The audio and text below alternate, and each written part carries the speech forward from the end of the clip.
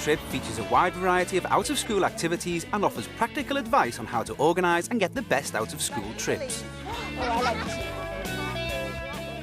A brand new art trip is on the horizon.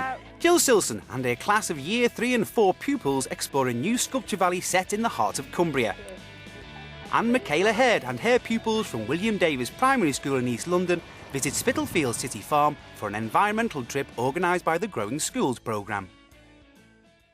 A brand new day, a brand new excursion. The pupils of Ivegill Primary in Carlisle are among the first to experience the artistic delights of a new sculpture valley in the heart of Cumbria. Today we're going on a visit to Highhead Sculpture Valley. The advantage is that it's somewhere local and it's also a new venture. And the class I'm taking are a mixed Year 3 and 4. Although the Highhead Sculpture Valley is only a mile away, it takes barely 5 minutes, it still involves the hiring of a coach.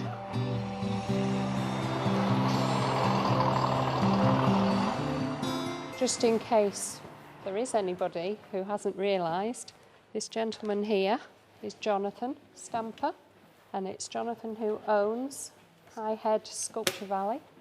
We're going to watch him demonstrate later. And down some steps and down by the side of the water. First of all, we're going to have a walk round the actual Sculpture Valley. Seems the weather's being kind to us at the moment. This is a combination of lots of subject areas that we're looking at today, including art, science, geography, and our topic at the moment, which for this half term has been environmental issues. As they walk round the valley, the children will be given the opportunity to have a close look at the sculptures, to feel them, to draw them, to ask Jonathan questions about them. How long does it usually take to make all these sculptures? Well, let's say the big one, that's about the biggest one we've done there. That one took about a fortnight for 2 of us. Right. At the moment, just giving them the opportunity to do some sketching. Some of them have opted to do the whole scene. Some of them are obviously focusing on individual sculptures. While we're on the tour, I want the children to have a look at different styles of sculpture, some which are more representational and realistic, and others which are abstract, and for the children to be able to hopefully know the difference between the two. No, this is made by Brian, same person. They're thinking of literacy at the moment, how to describe different materials, so using as many adjectives as they can, so to make it a bit more competitive. I've said, let's see who can get the most.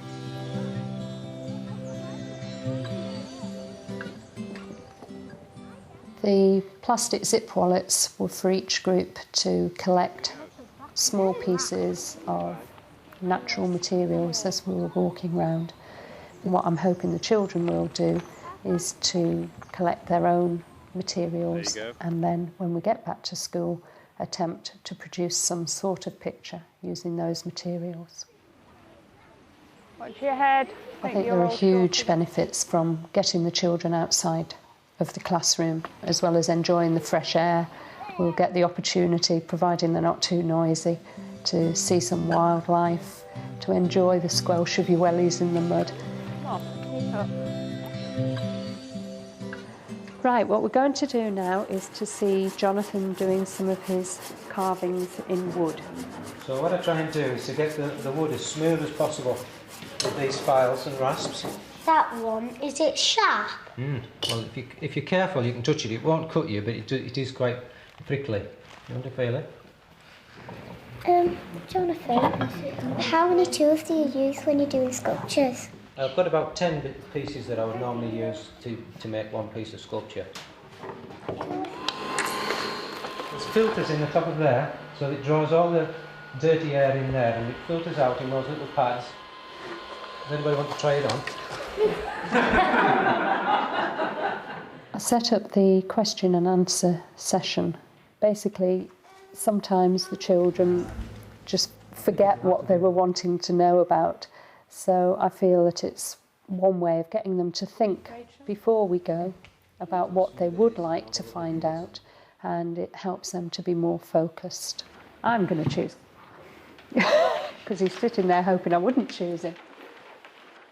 What kind of wood do you use for your sculptures?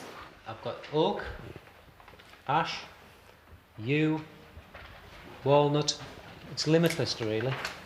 How many bad-behaved customers have you had? Well, everybody's been very good. Ivefield School, I think, is the best. The children have got some free time at the moment to have a further look around the gallery. Jonathan's just mentioned that the sketches they're doing he's quite impressed by, and so what we're hoping is that the children will have time to finish them either in painting, collage, pastels, charcoal, and hopefully bring some of them back for Jonathan to put on display in the gallery. I think today's trip was successful, and the work that they've done out on the visit I'm extremely pleased with. I find it very beneficial to try and do follow-up work with the children as soon after a visit as possible, obviously while it's fresh in their mind.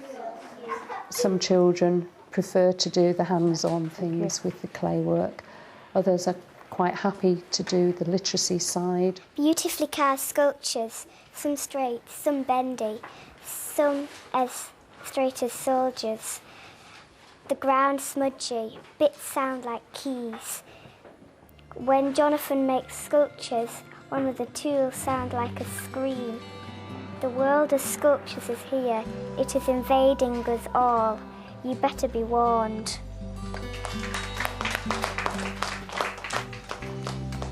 When they come back to the classroom, it's the sort of occasion when they will still be talking about it in weeks, even months' time. There are a number of sculpture parks across the UK. Hannah Sculpture Garden in Ockley, Surrey, provides a place to study sculpture, design and technology, and the history of art.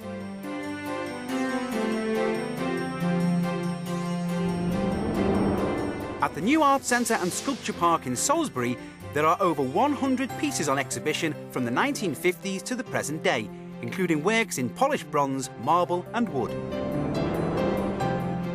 Kielder Art and Architecture Programme in Bellingham, Northumberland has tailor-made trips supporting art, forestry skills and environmental education.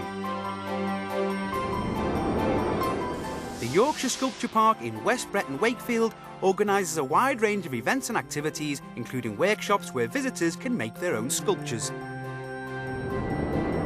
The Burley Sculpture Garden in Stamford, Lincolnshire offers a schools programme, Adventures in Art, providing a hands-on experience of making sculptures in clay. The Growing Schools programme is a website designed to encourage outdoor learning. The site has a comprehensive online directory to support teachers using the outdoor classroom and aims to reconnect young people with their environment in both rural and urban settings.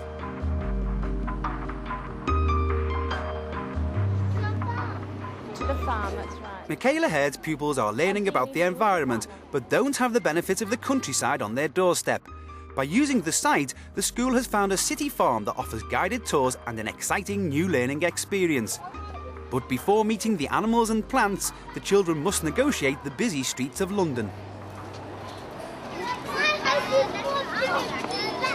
It's always a concern when you take the children out onto the streets. You know, road safety is one of the biggest issues, especially when you're, for example, I'm at the front of the line and, you know, the end of the line's way down there.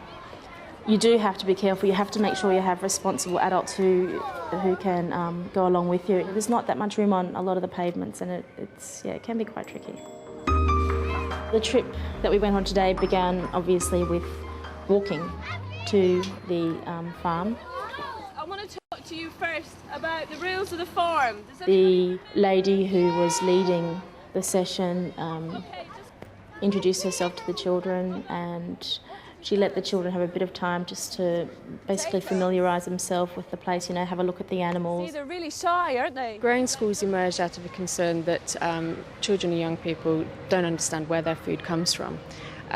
or how it's produced, or how it arrives in the supermarkets. And also there's a general lack of understanding and awareness about healthy living, what constitutes a healthy diet, and where food that children eat in schools comes from. And it was really because of these issues that Growing Schools emerged, and it aimed to try and tackle some of the barriers that schools face. It's very interesting, actually. Don't have a lot of knowledge about where their food comes from. Hands up. And so it's quite interesting for them to see, This one here? that just the fact that quite a few of the foods that you eat come from plants and they grow in the ground. Do you know why they're here? No. Well, what we do is we keep them so that they become really, really, really ripe and they turn into seeds. So all the seeds grow inside them, and then we use the seeds to plant them next year. There are a lot of places in cities, in inner cities, that schools can actually go and visit that perhaps schools aren't aware of. The Federation of City Farms has schools throughout many of the inner city conurbations throughout the UK. I think schools, need to be made aware that these places exist. Oh, I like the chilies. I'm going to cross. Cow. They get very excited about it, and they're always keen to talk about it, which is quite good in class. They're also keen to write about it or to do activities following up, because it's something that's very vivid in their minds. For a special treat, because you've all been so good, I'm going to take you to see the rabbits. Going to a farm, obviously there is the benefits of seeing and experiencing animals that you don't normally experience within a city, and letting them touch them and be involved with them. Also, it just gives them that knowledge and direct sort of experience, rather than seeing them on a TV or in a book. I mean, just even the thing like today, when the smell of the manure. You can talk about it and you can show them pictures and tell them that they use manure to fertilise plants, but actually experiencing it's really beneficial. More information about the Growing Schools programme, health and safety, funding sources and places to visit is available by logging onto the TeacherNet website. There are many other farms across the country. Fisher's Farm Park in Wisborough Green, West Sussex, gives pupils an understanding of many aspects of farming. A farm show in the theatre gives pupils the chance to meet the animals. At Trotter's World in Bassenthwaite, Cumbria, children encounter animals and are encouraged to touch them. The centre's presentations promote an understanding and respect for the world around us.